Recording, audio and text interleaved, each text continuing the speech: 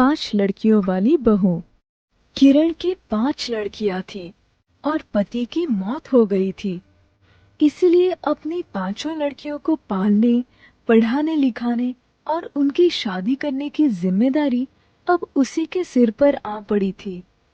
पति के मरने के बाद घर में केवल सास का ही सहारा बचा था, मगर वो भी हमेशा उसकी 5 बेटियों को देखकर कोई न कोई ताना देती ही रहती थी। एक दो छोड़ पूरी 5-5 लड़कियां जन दी। अब कौन पालेगा इन्हें? मैं पालूंगी माँ जी। मैं मेहनत मजदूरी करके अपनी बच्चियों का पेट भर लूंगी। बस आप इनके बारे में कुछ भी गलत मत बोलिए। मैं कोई इनके दुश्मन थोड़ी ना हूँ बहू। मैं तो बस तुझे दुखी देखकर ऐसा कहने पर मजबूर हो जाती हूँ। आगे से कुछ भी मत कहिएगा माँ जी, मुझसे सहन नहीं होता है। किरण अपनी बेटियों का पेट पालने के लिए एक अमीर घर में झाड़ू पोछा और साफ सफाई का काम करने लगती है, मगर उस कमाई में तो उसकी बेटियों को भरपेट खाना भी नसीब नहीं हो पाता। इसलिए एक दिन वो अपनी सर्च करने की ठान ही ली है तो तू अपना ही कोई काम क्यों नहीं कर लेती? क्या काम करूँ माँ जी? तू कुल्फी क्यों नहीं बेच लेती?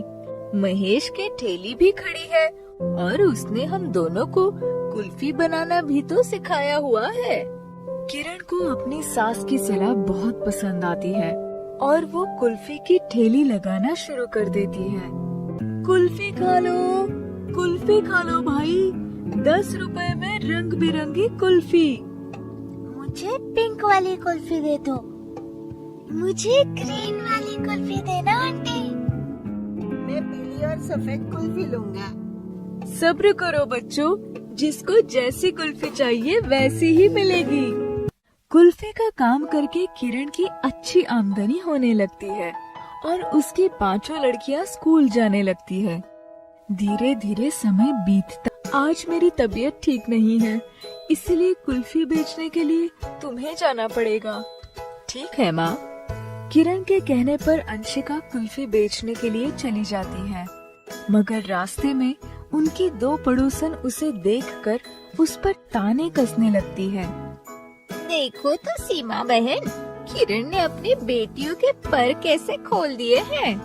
कुल्फी बेचने चली है महारानी, दिन भर न जाने कैसे कैसे लफंगों से नैन मटक्का करती फिरेगी और फिर किसी दिन किसी लफंगी को लेकर फुर्र हो जाएगी। उनकी बातें सुनकर अंशिका को उन पर बहुत चढ़ जाती है। मैं गलत ही सोचती थी। तूने तो आज राधिका और सीमा की बोलती ही बंद कर दी। दादी, मेरी माँ ने हमें जो सिखाया है ये उसी का फल है। हम तुम्हारी 5 पोती 5 पीतों से बढ़कर हैं। अब यकीन हो गया बेटी कि मेरी बहू के दुखी जीवन में सुख के दिन भी जरूर आएंगे। कुछ साल और बीत जाते हैं और किरण की 5 लड़कियां बड़ी हो जाती है। उसकी 5 लड़कियां पढ़ लिख कर अपने पैरों पर खड़ी हो जाती है।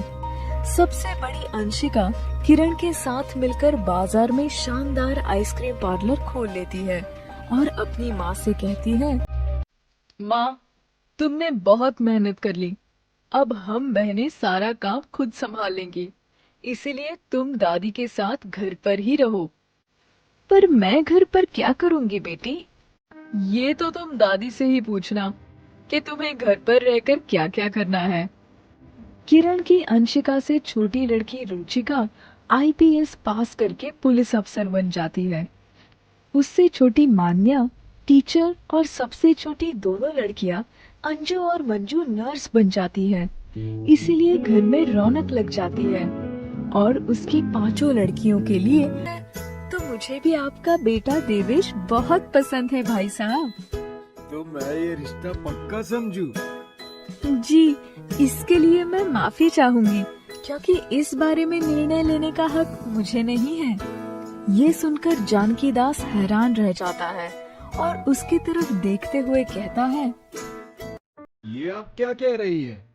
जब लड़के की माँ आप है तो फिर रिश्ता पक्का कौन करेगा? घर में लड़की की दादी है और ये हक उन्हीं का है। उनको रिश्ता पसंद आया तो फिर पक्का समझिए। ये सुनकर रामकली का सीना गर्व से फूल जाता है और वो खुश होते हुए कहती है, बहू, मुझे ये रिश्ता बहुत पसंद है बेटी। इस रिश्ते अच्छे घरों में तय हो जाते हैं और वो अपनी सास रामकली के बगल में खड़ी होकर अपनी 5 लड़कियों की धूमधाम से शादी कर देती है। इस तरह किरण अपने जीवन संघर्ष में सफल हो जाती है और उस पर उंगलियां उठाने वाले लोग शर्म से जमीन में गड़ कर